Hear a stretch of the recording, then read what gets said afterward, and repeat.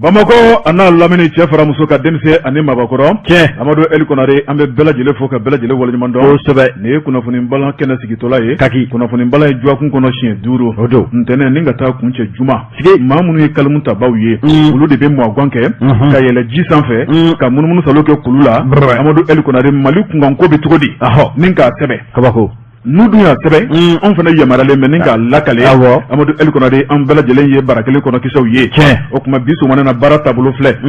nɛgɛ kɛrɛfɛjuru o bɛ Jibi Jakite bolo e ni ne tɛnkulen don ɲɔgɔn na kumaso nɔrɔma belebeleba in kɔnɔ n'o ye studio Cɛnurame Camu ye arajo minnu ka fiɲɛ tulukala minnu ka bila na an b'u ka ɲɛmayaso fo a n'u ka lamɛnba e bɛ mun fɔ ka fara kan k'a daminɛ Mali kɔrɔ tilebi ba ni kɛɲɛka bɛɛ sigi mɛ ka nin waati in kɔnɔ ko maaw garisɛgɛ mana kɛ min ye sɔɔni an bɛ don o kɔnɔ wa Mali dɔrɔn tɛ dɛ k'a daminɛ Ander Bukan ka taa bila fo diɲɛ dan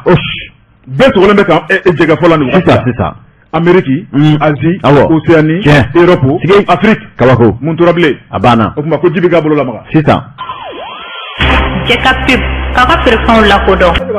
bolo bilangi sɔn o tɛ ala kama sɔnni ye bilen bala cogo bɛ di bi Amadu Eli Konare ne maa t'i bolo to warada ni ka tila ka tulo tana fɔ a ye habada ne bɛ n bolo don a don Nouvelle Horizon fasiriba n'o ye Toguna A Tarawele Toguna ko di Toguna a ko an ka jamana masakɛ n'o ye colonel Assimi Goïta ani parti politique ɲɛmaaw ye ɲɔgɔn ye a ko nin kuma in fɔra a bɛ tile damadɔni bɔ Amadu Eli Konare min ye assise nationale ye malidenw ka sigi minɛn kelen kunna ni k'u da don Malikura ko o kunkanko la Malikura wolosɛbɛn kura ka dilan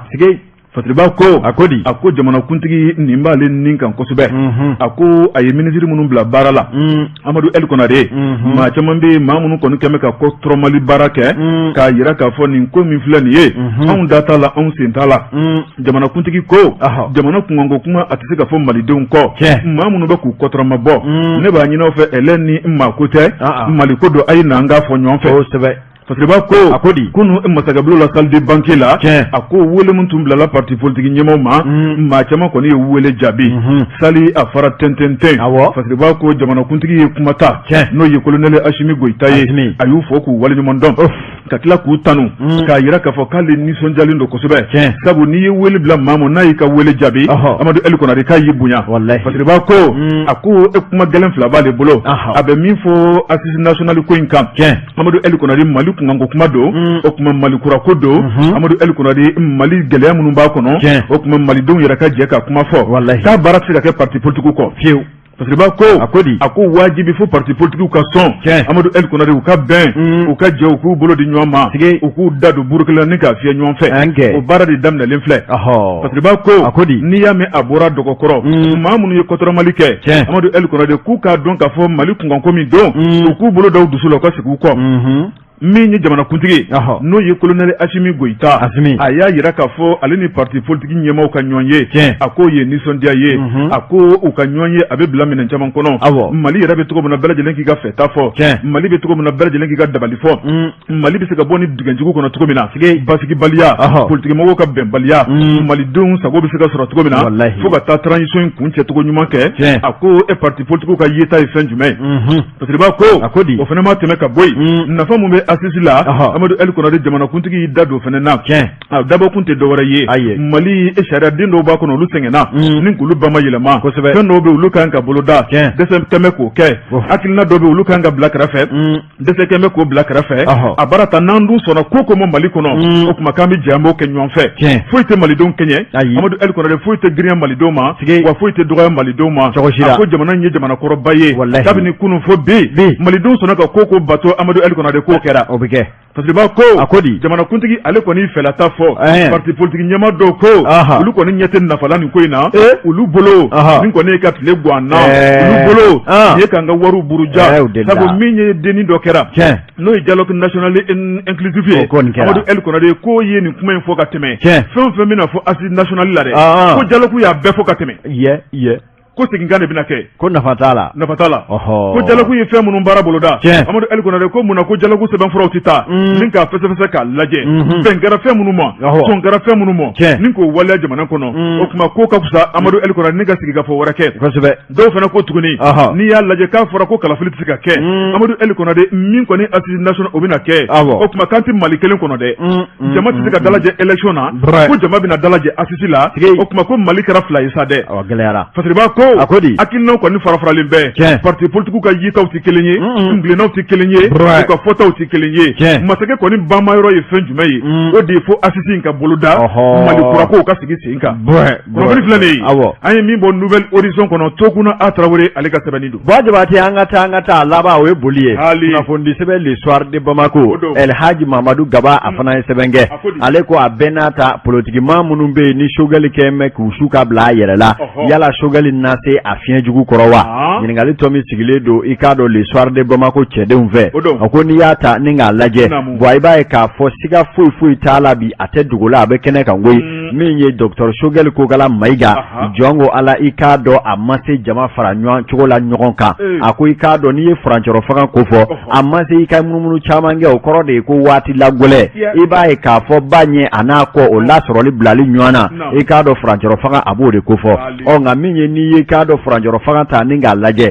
kabi Dr Choguel Kokala Mayiga kɛra minisiri ɲɛma ye a ko i k'a dɔn k'a fɔ hali n'i y'a sɔrɔ ŋaniya ɲuman b'a la walima ŋaniya ɲuman tun b'a la nka min ye i kuma cogo ka ɲɛsin maaw ma i k'a dɔn k'a fɔ an tɛ bigɛnɛ jeni fanga na i k'a dɔn k'a fɔ an bɛ faga min na bɛɛjɛ faga de don wa bɛɛjɛ faga mana kɛ cogo o cogo fɔ i ka hakilina bonya ka maa wɛrɛ fana ka hakilina bonya maa tɔ minnu bɛ yen n'olu bɛ min fɔ n'i ye olu tɛngɛlɛma ka olu kɛ i k'olu ye maa gansan walima olu tɛ ko kunna i k'a dɔn i laban i bɛ jugu ɲini i yɛrɛ la a ko an bɛ donni min na i ko bi Choguel ta bɛ ɲini ka kɛ o ye sabula maa minnu bɛ yen ni olu ye politiki bangun maaw ye e n'olu cogoya sɛbɛnna politiki la sɔgɔmada kelen a dɔw yɛrɛ ka kɔrɔ n'i ye u ka politiki baara jirɔ jalen n'i ta ye a dɔw ye gɛlɛya caman ye politiki la e yɛrɛ ma min ye nka ni e nana kɛ i k'a dɔn jamana ka minisiri ɲɛmaa ye danaya dɔ de dara e ka faso bɛɛ lajɛlen cogoya la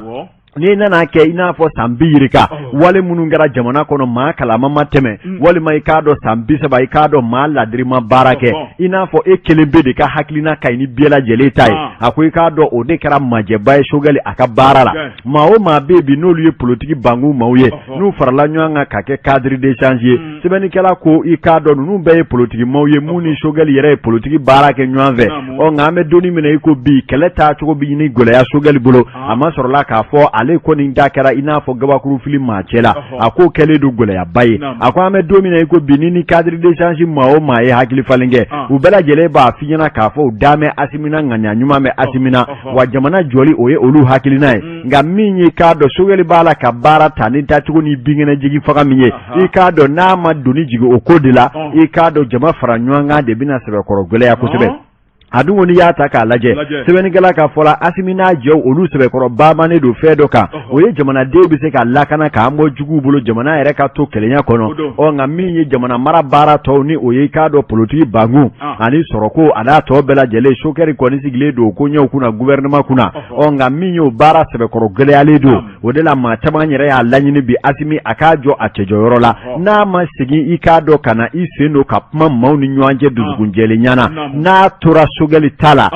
i k'a dɔn k'a fɔ transition tɔni ma kɛ min ye walima hali hakɛ fɛn o fɛn ma fara a kan a bɛɛ lajɛlen bɛna kɛ i k'a dɔn kolobo kalaba la i k'a dɔn ɲɔgɔn tɛngɛrɛmɛ i k'a dɔn ne de bɛ yan min ka di n ye n b'a kɛ aw ta nin dɛ a bɛna to hohaho de la a bɛ kɛ kalo 9 fɔlɔ min kɛra ni fɛn ma kɛ fɛn o fɛn ma fara a kan sen na o fana bɛ to ni hohaho la i k'a dɔn kɛlɛtigɛ ni ɲɔgɔn daburu bɔ ɲɔgɔn na i k'a dɔn an laban an tɛna foyi kɛ a n'a kɛ a ye laji gwɛ k'a sɔrɔ laji ya min kɛ aw yɛrɛ nalen nana bien nɔɔni o tuma ni wulikajɔ ma kɛ Asimi k'i jɔ a cɛ jɔyɔrɔ la ko bɛ cogo min kɔni na k'a bɛ ka taa o de fan fɛ kadiri maaw ko sa olu bɛna hakili jagabɔ kɛ u ma hakilina minnu sɔrɔ nka u tɛ jɛn ni min ye o de ye k'a fɔ ka kalataw waati dulon assise la u tɛ jɛn ni o ye u b'a fɛ i k'a dɔn assise kalataw waatiw ka fɔ i k'a dɔn n'u ma ɲa assise kɔ a ka dɔn olu bɛ ka laɲini min kɛ u ka ta bala olu ma dɔwɛrɛ ɲini dɛ an bɛɛ ye jamana den de anw fana kan ka lamɛn Mali la calendrier national de b'an bɛɛ bolo nka k'a kɛ dɔ de ka tɔw kɛ i ko jugu min ka di ale kelen ye o de bɛ wajibiya jamana kan a ko k'an tɛ binkɛnɛ jigin faga na i k'a dɔn a bɛ kɛ ni hakili de ye wa a bɛ kɛ ni da sumusumu ye maa ti bila kɛrɛfɛ kunnafoni filɛ an ye min bɔ le soir de bamako kɔnɔ a ka bidon bɔli la Amadou El Konare a y'a to an ka sama i b'a sɔrɔ a balan bɛɛ ne bɛ n tigɛ don ko kura a don l'indépendant fasiriba n'o ye Dawuda Sangare fulakɛ a ko Bakari Togola Ɲamalakaw ka Bakari Togola Buguni Bakari Togola ko a gɛnna ka bɔ tribunal la kunun k'a ka taa ka so joona a kora k'a jɛ paf i b'a fɔ ko tɛrɛkali miliyari 9 yera o ko banna pew Mali Amadou El Konare Jakari Sangare ni Jagi Sale ka sɛbɛnni ye a ko di Jagi ko a ko kunu malidenw kun sigilen bɛ ka lamɛnli kɛ ni ka tila ka lajɛli kɛ nin ko in bɛna laban cogo di sabu ni ji ma duuru tɛgɛ kumabaw tɛmɛnɛ siga t'o la Fasiriba ko a ko di tuma min na min ye camancɛ fanga sigira sen kan wulikajɔ minnu kɛra Amadou El Konare daliba dali min kɔni ye disibaw ye olu bɛ ka minɛ malidenw bɛ ka tigɛrɛ fɔ tan sa min kɛra an kan an ka wari burujara Malikura El Konare Malikura nin y'a joli daminɛ tɔ ye bɛɛ bɛ taa kaso kɔnɔ wa bɛɛ b'a sara cɛnikɛlaw kɔni Fasiriba ko Amadou El Konare maa minnu minɛna bɛɛ b'o dɔn le titre ale ko daminɛ ntɛnɛn na Ɲamalakaw ka Bakari Togola Amadou El Konare ale fana kun ko daminɛ ntɛnɛn na o kuma min y'ale ka kiiri o kuma daminɛna Fasiriba ko a ko kalo tile 22 n'o bɛnna ntɛnɛndonya dɔ ma ni ka kuncɛ kunun ntɛnɛn kalo tile 29 Amadou El Konare jɔkun kelen kiiritigɛlaw min ye cour d'assises ale ka kiiri kɛrɛnkɛrɛnnen don min ye k'a ɲɛsin dunkojuguya ma Amadou El Konare Bakari Togola ale ka dossier sabanan ni ka da tabali kan Bakari a n'a sɔrɔ nandomaw Bakari a n'a jɛɲɔgɔnw a ye na tuma tigɛ wɔrɔ ɲɔgɔn kɔ fara ka ca Amadou El Konare a ye na kuma minnu b'aw kɔnɔ bɛɛ lajɛlen k'i ta fɔ ni min ta kɛra yɛrɛ ye o bɛ taa so ni min minɛna jana o bɛ taa kasobonba la Bamakɔkura Fasiriba ko Amadou El Konare taa ni ka segin bɛ kɛ kumaw kan kuma dalila ni min ye kabini baara kunfɔlɔ o de ye Bakari Togola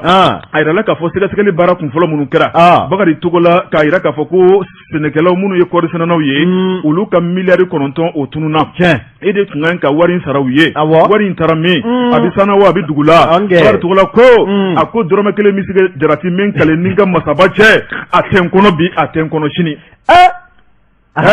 k'u ye n ta n ka kunfiya fɛ n ka kalanbaliya fɛ tuma bɛɛ u bɛ sɛbɛnfuraw de di yan n b'a signé cogo min na n b'a signé ne kɔni ta ye ka papier jalan de signé ka d'u ma olu de bɛ taa wariw bɔ sa u b'a burujɛ k'a k'u sago ye ne Bakari Togola kɔni ta kɛ n bɛ dɛgɛsusu kolonkala ye kuma ko n ka kalanbaliya o de ye nin bɛɛ lajɛlen lase ne ma min ye ne jɛɲɔgɔnw ye u y'a essayé k'u bɛ n coron Amadou El Konare k'u tɛ se sabu nkalon ni tiɲɛ k'o tɛ fɛn suguya kelen a yɛrɛ jɛɲɔgɔn kɔni Fasiriba ko Bakari Togola ko Amadou El Konare min kɔni ye kiiritigɛlaw ye min kale aw ye a ka danna min kale aw ye ne Bakari Togola nkalon ka haramuyanda min ye ne Bakari ye ne ka hɔrɔnya ne ka danbe ne ka tileliya ne ka abada jamajɛ wari dun a ka haramuyanda ne de ka dɔrɔmɛ bɛ jama da n'o tɛ jama ka dɔrɔmɛ tɛ ne kɔnɔ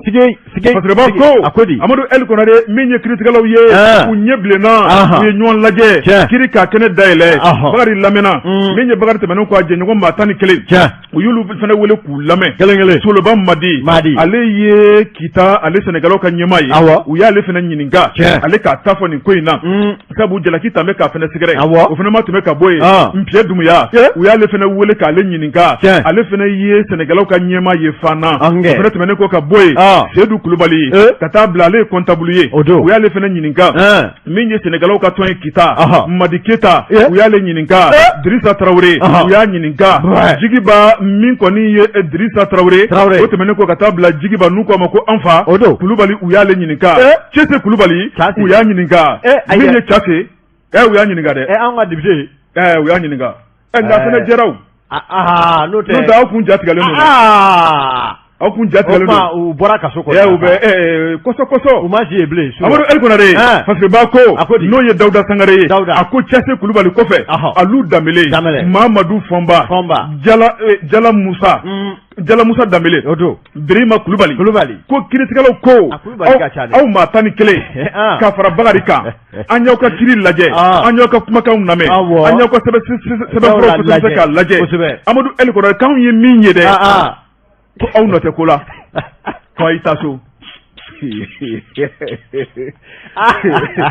pour d'assisi la Amadou El Konare ko an ye min ye nɛgɛ tigɛyɔrɔ ye fanda ye n'an ye min fɔ o y'a bannen mais ne y'o de f'i ye nin dossier an y'a classé le Mali est le numéro 1 Malien bɛ miliyari 9 a bɛ tunu nka a duma t'i ye hali kiritigilamaw k'olu ma fɛn ye miliyari 9 in a bɛ goudron da yan fo a ka dugu bulon da la ka jardin dilan ka tɛmɛ kalifabugu fɛ ka taa Torodo ka taa Ciba fo Daba fo Huya nka miliyari 9 ko Irisuruni wari dira miliyari 9 k'a ma ye nka ko minnu fɔra k'olu y'a dun k'olu fana jɛlen don k'u nkalon dar'u la o tuma minnu ye baara kun fɔlɔ kɛ n'o ye bureau du vérificateur mɔgɔw ye Amadou El Konare k'olu ye baara min kɛ k'a kɛra sanjikɔrɔ wɔsi ye o tuma k'olu ye baara min kɛ a dar'u la Dana Manjugu 15 sɔnye o de ka jugu min dar'u la dɛ a kɛra nkalon ye a hakili la n ko Kasoge de tun ye procureur ye o de ma Bakari ma minɛ waati la Kasoge de kiiri da yɛlɛ ale de ye ministre ye sisan pour l'économie na kɔni ale de ye ministre de la justice bi o tuma ko Bakari Togola jɛlen don i b'a fɔ ko neige il faut être un bon juriste pour comprendre la Allah kibaru ni ji ye jifilen sara o de la min b'a kamana bi kan n'i tɛ kiiri dɔn dabɔ a ko la Amadou El Konare article dɔ bɛ bɔ sanfɛ code pénal ani code ta kuma ka ca an ta ye lakaleli ye nka wari min kɔni ko miliyari 9 o kɔni o tununa o taar'o ma ye o bɛ jɔn bolo mais u tɛ taa kɛsu dɔ jɛ n'a sɔrɔ dugukolo bɛ kɛrɛfɛ dɛ maa si kutugu dɔn dɛ i ka kuma in ye tiɲɛ dɛ mais min kɔni f'i ye maa minnu jɔ a kɔni bɛ fɛn in na u kɔni t'a dɔn dalo b'u bolo nka wari dasilen tun b'u wari tun bɛ ye u bolo dɛ u si tun tɛ fantan ye a bɛɛ disi ba a kɔni dɔw i ni dɔw m'a bɛɛ n'u y'u bolo don numan fɛ hali u t'a compter mugu bɛ yen n'u y'a don kini fɛ mugu bɛ yen o bɛ se ka kɛ sara ye a filɛ dɛ an n'a kɛ n'u sara ka ca o abada an bɛ ɲɔgɔn dɔn yan an bɛ mun fɔ bilen Amadou El Konare Sangare ko n'o ye Dawuda Sangare a ko nin kiiri kɔni k'a kuma tɛ wuli bilen dɛ fo sini jɔn don n'an sera Masa Jalakibali ɲɛkɔrɔ a m'a kɛ min ye sa ko kiirikura na kɛ nin y'a bannen diɲɛ kɔnɔ yan ko Bakari jɛra a ka maa 11 jɛra bɛɛ ka t'i ka baara kɛ bɛɛ jabajɛlen don miliyari 9 taara 9 tununa jamana malidenw jɛra kɔ a ko banna pension kelen nka ko min bɛ fɔ sa o de ye ko Bakari tun ye miliyari 4 sara caution na n'a fɔra ko Bakari kora k'a jɛ ni bolokoli ma bɔ a ka ko Bakari ka miliyari 4 ka segin a fɔ jamana b'o segin awɔ banna caution kun sarala 4 milliards wa an ye se wa bɔ ɲuman la sa dɛ o tuma ko Bakari k'a pɛrɛn sa ni miliyari 4 seginna Bakari ma o tuma o ye Bakari ka bannaya o ye dɔ faralen a bɛna députéya ɲini siga kɔni t'o la n'o tɛ sɔɔni a tun kɛra député ye o kɛra kunnafoni filɛ an ye min bɔ indépendant kɔnɔ Dawuda Sangare ale ka sɛbɛnni don Ba Jabate n bɛ n bolo don teliya la kunnafoni sɛbɛn Mali Tribune Jekafo k'a ka feerefɛnw lakodɔn Amadou El Konare i tigɛ don min ye Mali Tribune ye Ba Jabate Abdramane Diko ale ye sɛbɛn kɛ a ko an ka to kiiri gafeba kɔnɔ hali bi n'a ka bin a ko min ye communicati Bamakɔ yan min ye i k'a dɔn Musa Mara e ko kiiri tigilamaw u ma tɛgɛ k'a fana na ni k'a wele k'a lamɛn wa sɛbɛnnikɛla ka fɔ la min bɛ tali kɛ i ma ko kɛ san bayirika i ka ko kelen a bɛ se k'i nɔnɔbɔ hali n'a y'a sɔrɔ i kɛlen banna ye a ko min ye Musa Mara i k'a dɔn communicati la i k'a dɔn cɛ don min ye yen mɛrɛya kɛ waati jan kɔnɔ k'a sabu kɛ communicati sigidaladen faama bɛɛ lajɛlen kun dalen don a la a ko min ye o mɛrɛyaw baaraw kɔnɔna la min ye dugukolo ko dɔw kɔni bɛ yen o kɛra titre foncier karatɔ ye u ko min ma ko TF numéro 4966 i k'a dɔn k'o bɛ tali kɛ yɔrɔ la yɔrɔ min ye i k'a dɔn dojo n'o ye karate kɛ yɔrɔ waa jumɛn don i k'a dɔn kanpara kɔnɔ Jikɔrɔni para la sɛbɛnnikɛla ko kabi waati min na Musa Mara a bɛ mɛrɛya la a n'a kɛ ni nin titre foncier a feereli ni a ko ɲɛ dɔw kɛra opérateur économique n'o ye sɔrɔmusoba dɔ ye nka maaw ka fɔ la k'a ko kɔni kɛra dibidibi tun b'a ko la sabula a tɛmɛcogo n'a kow doncogo a n'a kɛ ni ko jɛlenbaw kun tɛ sɛbɛnnikɛla ka fɔ la maa min bɛ tali kɛ i k'a dɔn Musa Mara yɛrɛ ka conseiller dɔ la o waati la n'o ye honorable Assane Sidibe o Assane Sidibe o y'a sɔrɔ ale ni Musa Mara u t'i k'a dɔn k'a fɔ tile fiyɛ buru kelen kɔnɔ olu kɔni gɛn na kɛ ka plainte ba don o kow juguya la o de kɛra sababu ye tile filanin na Musa Mara kiiri tigilamaw pôle économique kelew la u k'a wele ni ka taa lamɛn a dalakan na a ko a lamɛnnen kɔ i k'a dɔn dalu dɔw nana sɛbɛn minnu kɔni y'a jira k'a fɔ Musa Mara a na to kiiri tigilamaw ka bolo kan i k'a dɔn wa ka don d'a ma n'o ye walamisa o walamisa a ka taa yɛrɛ yira kiiri la i k'a dɔn ɲininkali baaraw tɔw olu na to sen na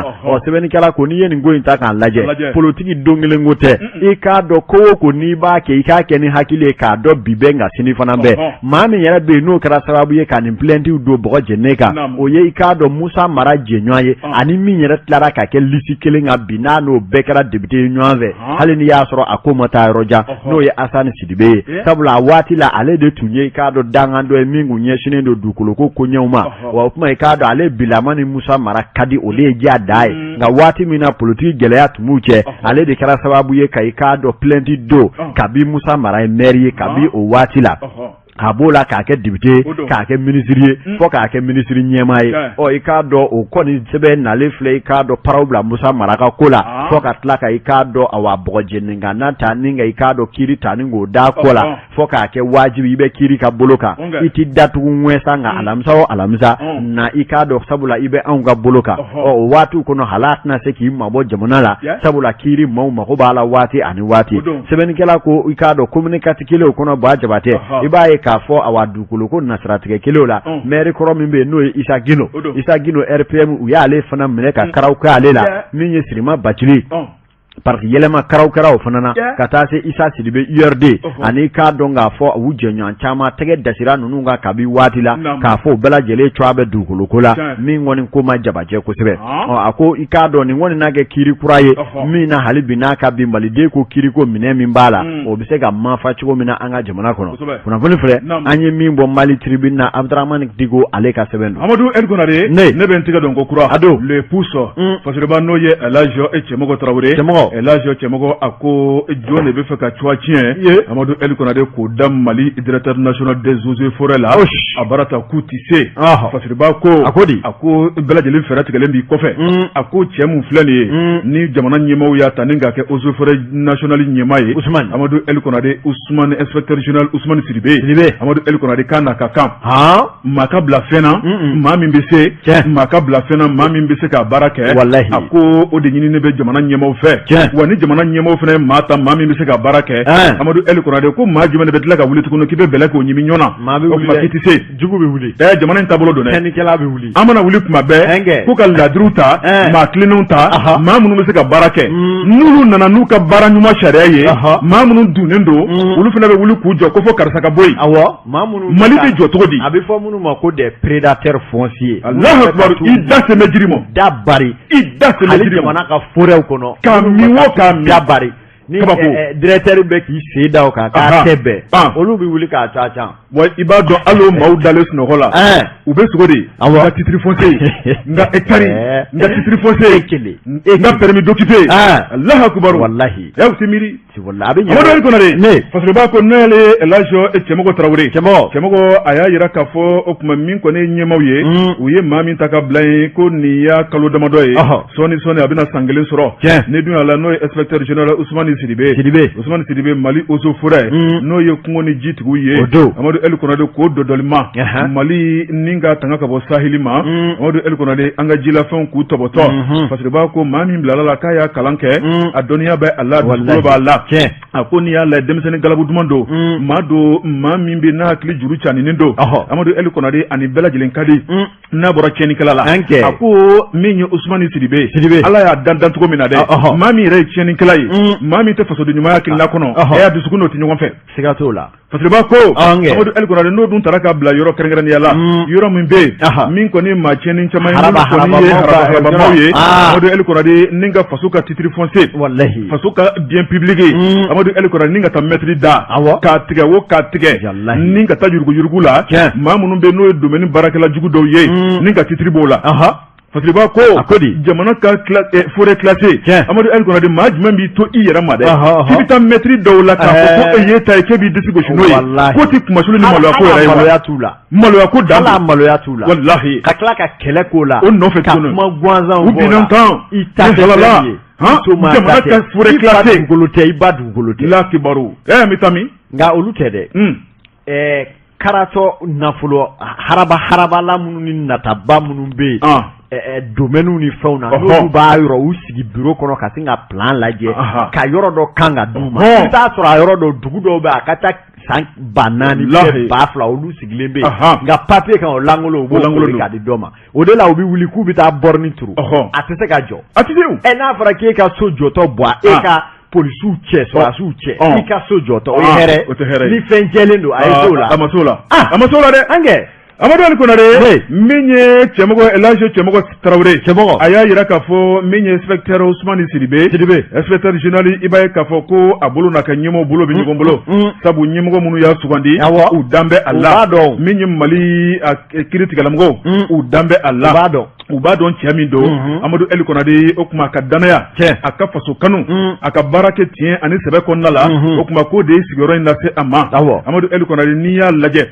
a nafura dama a ye kɛnɛ yɛrɛ lajɛ k'a feere lajɛ yɔrɔ minnu bɛ bi n'o ye forêt classée ye minnu ye faso ka kɛnɛw ye Amadou El Konare ko maa man ka don hali ka taa basa faga hali misi kara jara jango zonzani Fasiriba ko maa min mana tɛmɛ ka tila ka taa mɛtiri da tuguni o tuma k'i b'a ale jɔlen sɔrɔ i ɲɛ Fasiriba ko a ko n'i y'a lajɛ faya kɔnɔna la a wulila k'i jɔ maa minnu hectares tigɛ k'o k'u yɛrɛ ta ye a wulila k'i jɔ u nɔfɛ ni ka plainte kɛ o tuma min ye e fana ale tribunali Amadou El Konare juge kɔni u y'a yira k'a fɔ maa minnu kɔni bɛ yen u ka t'u ka koso ni kasaw cɛ ka bɔ yen e tuma k'u taar'u nɔrɔ yɔrɔ la yɔrɔ min t'u ta ye u ta tɛ o Fasiriba ko Mali kiiritigɛlaw bɛɛ lajɛlen y'a yira k'a fɔ o tuma k'u b'a kɔ n'a ye hakilina fɛn fɛn ta k'olu sɛgɛrɛ u b'a sama fo fini bɔ fo nɛrɛ bɔ o tuma min kɔni faso ka jamajɛ kɛnɛ maa si t'an taraki k'i sigi n'a ye a ti bɛn o Fasiriba ko a ko n'i y'a lajɛ min ye hectare 50 ye o tuma maa kelen y'o salon ni k'i sigi n'o ye faya kɔnɔna la k'o bɛ se ka kɛ cogo di faya kɔnɔna la hectare 50 kelen jamajɛ yɔrɔ an bɛɛ ta ka bi mili ni hakili jiginna mili min na o de don ye ko ninnu ye forêt classée nka e bɛ titiri b'o la hali k'a sɔrɔ indépendant min y'a san o min ye titiri bɔ o u bɛɛ de kan ka taa joona a ko n'u se dɛ wallahi Fasiriba ko Amadou El Konare maa minnu fana bɛ k'u dɛmɛ dibi kɔnɔna la ko nin bɛɛ lajɛlen bɛ nin yɔrɔ sɔrɔ a ko la min kɔni ye kiiritigɛla dɔw olu bɛ nafolo minɛ u b'a dɔn tigitigi k'a fɔ ko nafolo man ka minɛ sabu faso jamajɛ kɛnɛ don Amadou El Konare k'olu bɛɛ lajɛlen bɛ nin yɔrɔ sɔrɔ nin ko in na Fasiriba ko a ko min kɔni ye Ousmane ye Amadou El Konare ko ɲɛmaaw ko Amadou El Konare k'a sen mana filen ci dɛ ko kala biɲɛ bɛ u bolo sabu k'a nakun tɛ dɔwɛrɛ dɛ miliyɔn k'a furan k'a jɛ k'a kɛ malidenw sago ye tɔgɔtiɲɛ mun bɛ yen bisikɔnɔya mun bɛ yen wulikajɔ mun bɛ Amadou El Konare ni k'a ɲɛsin baara kɛcogo jugu ma inspecteur général Ousmane Sidibe nakun tɛ dɔwɛrɛ dɛ k'a furan k'a jɛ ka eaux et forêts bila u ka minɛn kɔnɔ sabu ko min y'a baara kɛ ɲɔgɔn ye dɛ k'u bɛɛ lajɛlen b'a ko k'u tun bɛ ɲɛmaa min ɲini dɛ olu y'o sɔrɔ ka ban ko mun t'olu bolo bilen k'a dɛmɛ a ka baara la baara banna kunnafoni filɛ nin ye an ye min bɔ le pouce kɔnɔ Elhaji Cɛmɔgɔ Traoré ale ka sɛbɛnni wa i tɛ min kalama a bɛ fɛn o fɛn kɛ ne bɛ maaw kɔnɔ a b'a kunfɛ min cɛ kelen tɔgɔ f'i ye taa ministère de l'environnement la ko conseil juridique Traoré ale de bi sɛbɛn bɛɛ jateminɛ sariya kɔnɔ n'a ko an ka taa nin fɛ kana sig'a la nɔgɔ t'a la sariya jɛlen don o fana b'a kɔ o yɛrɛ de bi taa kɛnɛ kan ka taa lajɛ sariya ko k'a ka tɛmɛ cogo min fɛ n'a y'a sɛbɛn bɔ k'a da a tɛ ci mun tora bilen ministre ka dɛmɛ b'a ye Kulukoro directeur régional n'o ye commandant Bouakar Kulubali i yɛrɛ fɛnɛ mais dugu sira bɛ dɔn ngolo fɛn bɛ kunna dɛ n taara de mais je suis parti i bɛ yɔrɔ caman dɔn sa dɛ je suis parti vérifier kana siga Bois Jabate min ye forêt yɛrɛ camancɛ la dɛ ka taa château turu a kɔnɔ o banna ka tila non o banna ni Moro ko ne kɔni to yan u sera ka bɔ yen a bɛɛ bɔra yen an bɛ taa ɲɛ i bolo don Mali tribune ale kumana min ye k'a dɔn k'a fɔ ko seli dɔ tigɛrɛ ni dɔ ni dɔnkili o kɛra ka Guro Traoré kunbɛn Safokaw hali bi ni Guro ni ne ko maaw tɛ fara Guro la sa de wa maire fila kɔni bɛ Mali la tiɲɛ na ne yɛrɛ laban na wuli k'olu defasa Adama Sangare ani Guro le grand kalo kono mi ma konta obi hadama wele kalo kileta duru ba labla o kunya o ba wele tu aye blali mi gen seina ne re de lettre se bezaga chi ngo hadama kana wele blede boy ite mi no abe wele fon fela abi ko ka jedi awo a jele mi na ko pas ne gungo chere la adama ko yi make ko do ba kuro ibolo do guro mi ye guro Traoré safo meredo i yere tergedo ika dalu ejuma bwa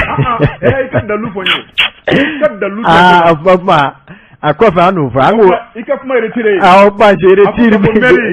baje ba terge safo meri baje ba terge kuro alibi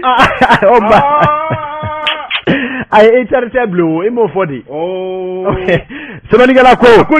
bwa mi metalike ikado gurola afana twa sebe korobi mana kusebe onga minye ikado mao maimage fenwo fenye ika sigidela de nkaki ko inoluka be ako ikado ngafo obe twa aduma mbala se imao ako amedo mina iko bi guro fana atme kasola kalo nani banyango ako minye tarata do no ye ikado awa aninjwa ku ndemene guro ko ni awa afana lablala guro lablali ko ni nato aka komini kono bwaje bati femi ma delika ke odi kera duguwo dugube safo komini kono ka dam ne zoro koro falaya taza shodo shiriwala kase dabani donyumana kojalani kata se minye ka do soma bugu ani dondige bugu sera bugu ani kola torodo ani safo ni duguma bela jele de yichibla ka tigere ni dongili bala ni dunuta kana ikado usamba ni panga wulo kike fa bela jele fe ka guro kumbe kasinga masake fama kume ka fo ikado ni guro etlekelem la safo meriko safo komini de bi seki ko ma ko guro en ingle hage minge kasola akara sababu ye ka safo tige ka bo je dugu bela ka sabu ke chesri mi me guro la ani wulika jo mumbala ikado nga fo ko olutse ka je guro ko chugojila akoni ya taka laje mamunu ma kene ka uchamanye sire yake sabula dugutigu ni dinenye ma ni ma chama mbora ka ira ka fo femi me guro ko oluta adone ga guro ko ni maye jwango ala mami be ikado na mago ba ka komini deuna wa ikado foni sire belebele ba iti kamana gwa fo ila ka fo ko ni sira guro ma wole manaya kibaro ya me bwaje bate ko atinye jiche ina fo mawe sire yali ke chugomina ke robi minto ako lamini jara lamini yem manzonye lamini ko ame doni mina iko bisa fo konala ko ni ko guro ko ni mandiye amandiye ma tese ka jabeye o nga ame domina iko bi ka foko guro nywana be olubolo ka nywana te oluko ni bolo ako wani guro tie ni wati munge uka partenariat jonjo fenwo fembe abela jele dame guro la obara ubebi jo safo tumere tar badila wa guro bole ni olujigi abaka ngafo safo ka nyeta de bina sabati sisa mama munumbe nu gale do ka bala dunuta wali man ya soro jigu abu kono ka nyesi guro ma ku ka nyenyi sabula ko olufe uteke indo ko guro e ma chesir lemba e kominina ka ira ka conseiller no isiguba kane o ko logoliso jigwondo furakeliso ikado duguka do ni guro ma seke mina o nga ka ye ka fo ma do blalembola ko luma fen famu ola ni e komini kono de do makai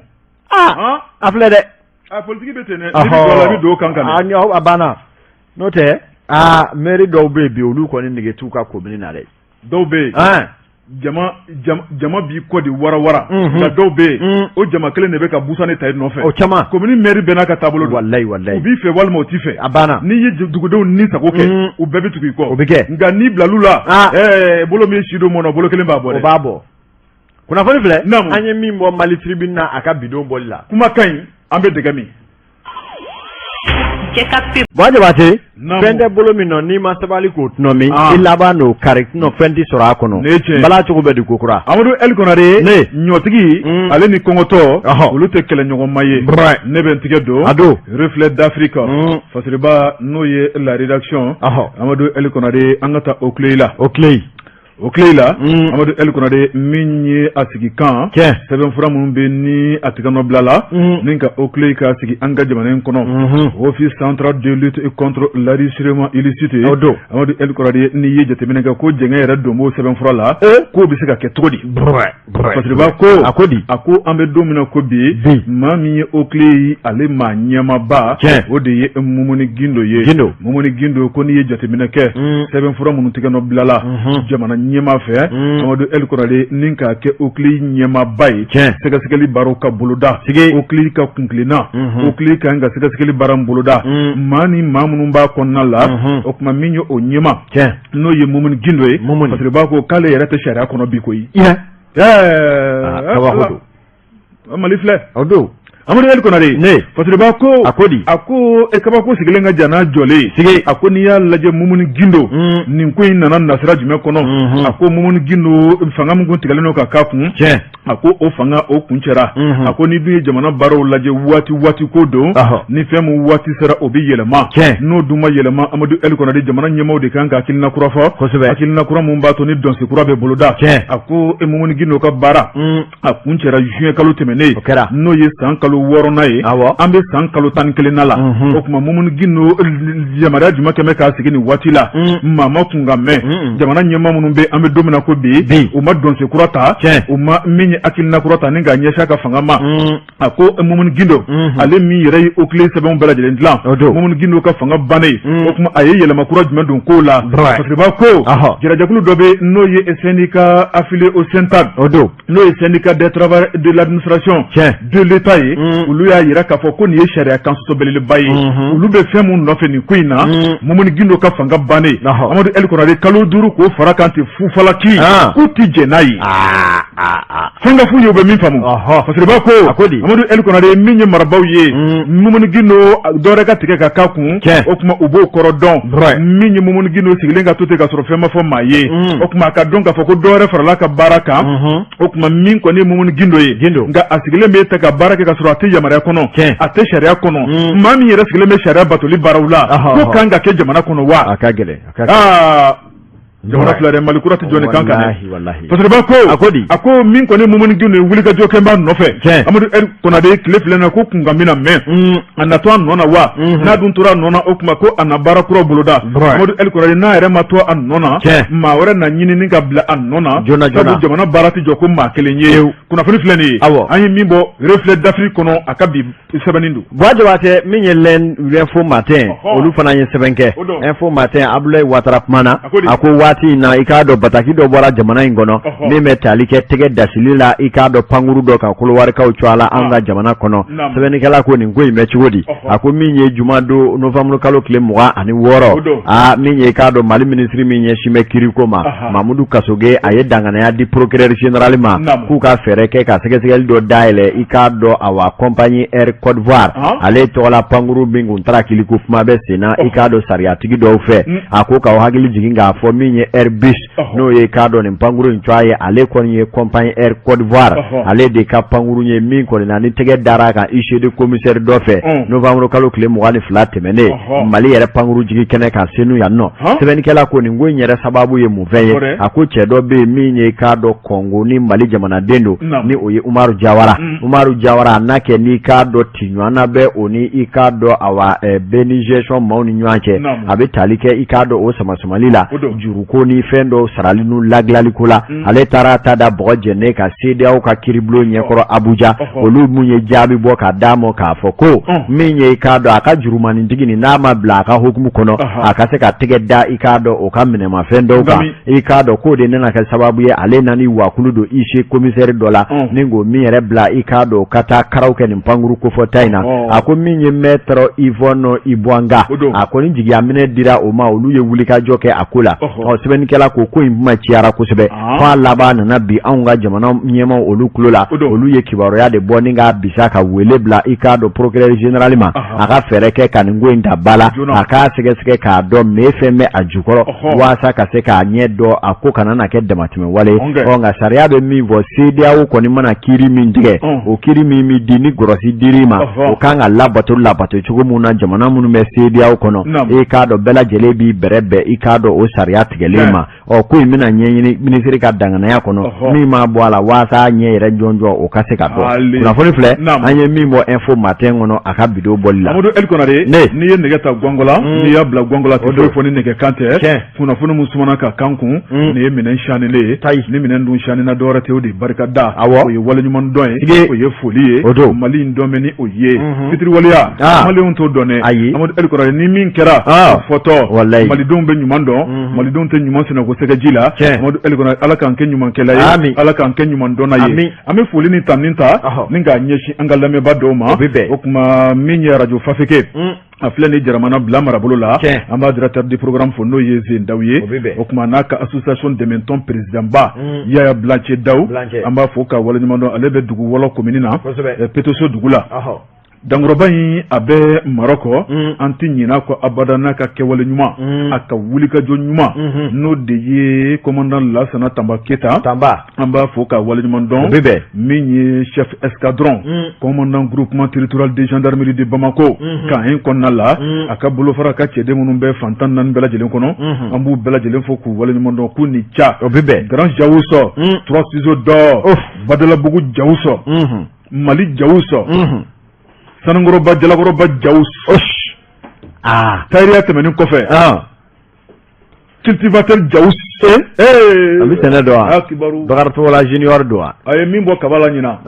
ala kibaru ne tɛ se ka d'a kan tabarikala o tuma an bɛ 3 ciseaux d'or fo kɔngɔ b'a la pepewu cɛ min don ambition b'a la an ma n'a ka cɛdenw bɛɛ lajɛlen fo a tile kɔnɔ nin waati la min ye Dankɔrɔba in n'o ye Zeniti Air Elhaji Bɛɲɛ Ɲare an bɛ Dankɔrɔba in fo Buguba la min ye a denw Batoma Kayatu ale ni madame Samake Ramsès an b'u fo k'u waleɲuman dɔn Batuguna Jakite Kala Mali ale ɲɛmaaba don Juna Parki da la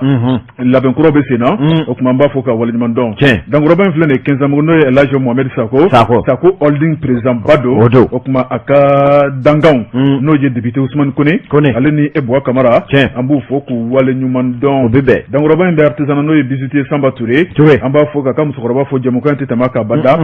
min ye transitaire denmisɛnnin garabu duman n'o ye Ali Kuma ye Kumala transito ale ni CNJ ɲɛma commune na an b'a fo ka waleɲuman dɔn Samu Mariko ale ye Sanso maire ye n'a filɛ nin Sikaso marabolo kɔnɔ an b'a fo ka waleɲuman dɔn an ma ɲinɛ abada Musa Tangara kɔ ale ye taari jolenba ye Korofina Nord la yan ka foli o bɔra Jibi yɔrɔ e ko cogo di an bɛ bɛɛ fo ka bɛɛ ko ɲuman dɔn waati janfara yan an bɛ wuli nin ye kunnafoni damadɔ joona Bamakɔ maire ko k'a da Bamakɔ n'a lamini bɛɛ lajɛlen tulo kan sira min bɛ tɛmɛ stade municipal Modibo Keita o da fɛ ka yamarulen tɛ abada maa si k'i jɔ sira kɛrɛ n'a kɛrɛ o tuma ni ka sira ka tɛmɛ ni gɛlɛya i kɛra jagokɛla i kɛra tɛmɛsenna ye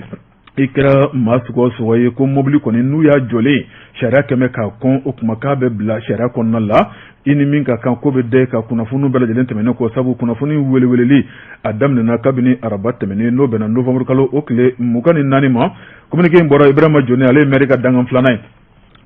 o fana ma tɛmɛ ka bɔ baramuso Sugu Sar la ko ka da bɛɛ lajɛlen tulo kan n'o ye groupement Aminata Konate o filɛ ni Jelibugu la Kulukɔrɔ gitɔrɔn masurunya da la ko mago bɛ denmisɛnnin galabu dumanw na cɛ ni muso k'aw kɛ u ka cilasela ye k'aw k'u ka baarakɛla ye aw si ka daminɛ san 18 ka yɛlɛ i bɛ se motoboli la o tuma ko ni maa min bɛ fɛ ka k'olu ka jagokɛlaw ye a bɛ se ka weleli kɛ nin numéro fɛ 72 72 40 36 79 07 55 03 61 18 25 54 ka ɲɛmaaba ye madame Aïssata Traoré kunnafoni laban ye établissement Gana Mahamadu Jelibugu la n'u filɛ nin Sedelima kɛrɛfɛ ko ka da bɛɛ lajɛlen tulo kan min ye vidange ka taa bila plomberie ale ni min kɔni ye cɛw ye ka déboucher ka se k'o baaraw bɛɛ lajɛlen ale ni a dilanu o kuma ko u ka cɛdenw bɛ u kɛlen don ka wuli ka jɔ k'o bɛɛ lajɛlen na ni k'a ka cɛw ka kɔnɔnaw nettoyer ka jɛ a ka mansimafɛnw ka bɛɛ lajɛlen nettoyer ka jɛ établissement Gana Mahamadu o kuma ko cɛdenw b'u bolo spécialisé don a la kosɛbɛ i t'u bila fɛn o fɛn la abada k'i bɛ jiginna yɔrɔ sɔrɔ u la a bɛ se k'u wele 71 69 59 11 60 83 24 44 Awodeli Konare an bɛ bi ta bila yan Jibi Jakite ale tun bolo bɛ nɛgɛ kɛrɛfɛ juru la e ni ne kunnafoni tun kalifalen bɛ an na ni Ala ni kira sɔnna ma sini araba nɛgɛ kanɲɛ 11 sanga 30 karamɔgɔ Daba Tunkara ni Amadu Eli Konare bɛ ɲɔgɔn sɔrɔ tuguni o tuma an b'a fɔ sani cɛ ka tulomajɔ la a k'an bɛ jɛ waati wɛrɛ wa salam